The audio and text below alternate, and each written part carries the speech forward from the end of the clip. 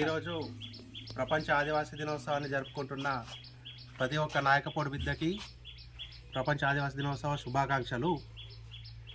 ఇట్టి కార్యక్రమాన్ని మేము మా డొంకేశ్వర్ మండలంలో ప్రతి ఊరూర జెండా ఎగరేసి ఒక పండగలా జరుపుకుంటున్నాము. ఇట్టి వాతావరణంతో ఒక పండగ వాతావరణం నెలకొంటుంది. ఈ పండగని ఈ ఆగస్టు 9నే జరుపుకోవడానికి గల ముఖ్య కారణం ఏంటంటే, ఐక్యరాజ్య సమితిలో 1994లో ఆగస్టు 9వ రోజున ఆదివాసీ హక్కుల పరిరక్షణ కోసం ఒక కమిటీని వేయడం జరిగింది. కాబట్టి అదే రోజున మనం ప్రపంచ ఆదివాసీ దినోత్సవాన్ని జరుపుకుంటున్నాము.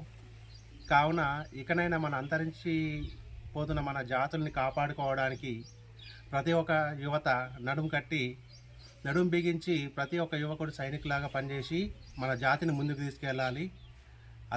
అలాగే మన జాతిని ముందుకు తీసుకెళ్ళడంగా మనం కూడా ముందుకెళ్తాము.